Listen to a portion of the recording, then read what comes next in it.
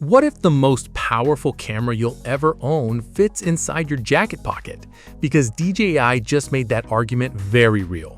The Osmo Pocket 4 Pro is officially on the radar, and it's carrying specs that have no business being in a device this small. We're talking dual lenses, variable aperture, 6K resolution, and a price that's going to stop you scrolling. In this video, we're breaking down the release date, the pricing, the full hardware story, and whether this thing is actually worth your money or just a really expensive flex. Stay with me, because one particular spec near the end completely changes how this camera works in the real world.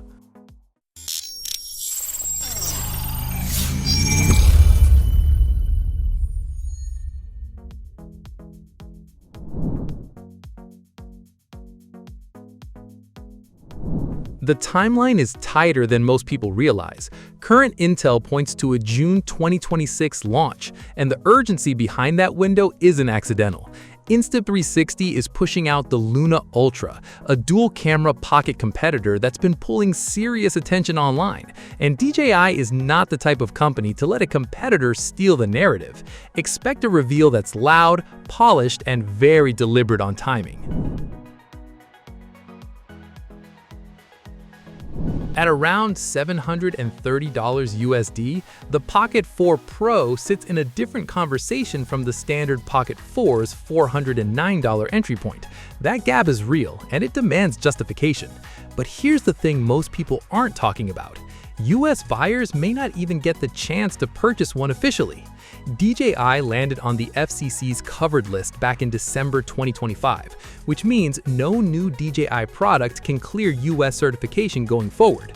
The standard Pocket 4 made it through before that deadline. The Pro did not. European and Asian markets are clear, but if you're in the US and hoping to grab this at your local camera shop, that's looking unlikely for the foreseeable future. The primary camera holds the same 1-inch sensor from the standard model, but the Pro wraps it in a variable aperture that shifts between f1.7 and f2.8, meaning you now have actual control over depth of field on a gimbal camera, which is genuinely wild. But the second lens is a story here.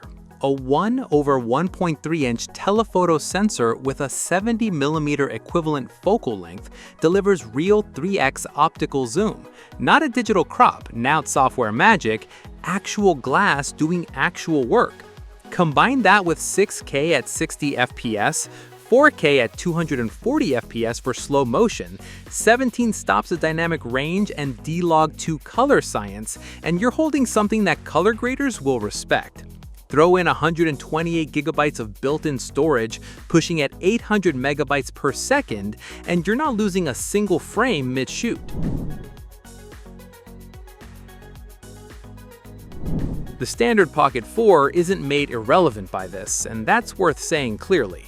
At 116 grams with 4K at 240 FPS and D-Log-M, it still destroys most cameras in its class for travel, vlogging, and social content. The Pro isn't an upgrade for everyone, it's a different tool entirely. The telephoto lens doesn't just add zoom, it adds perspective. Being able to go wide on an establishing shot and then compress a subject against a background without moving a centimeter is a creative shift that affects how you actually think on location. If you're already maxing out what your current setup can do and hitting walls, that's when the Pro starts making sense.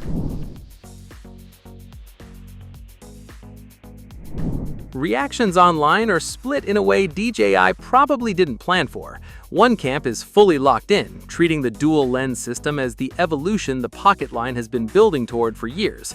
The other camp is frustrated, not with the Pro itself, but with the standard Pocket 4, feeling like the generational jump from Pocket 3 wasn't dramatic enough, and that the Pro is what the base model should have been. There's also healthy skepticism around the telephoto's real-world sharpness, because optical zoom in a form factor this compact is technically impressive, but historically tricky to execute without soft edges.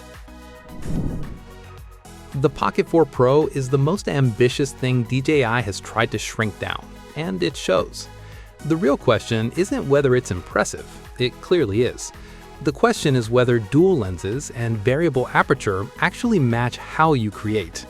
Drop your answer in the comments, and if you want the hands-on review the moment this hits, subscribe so you don't miss it.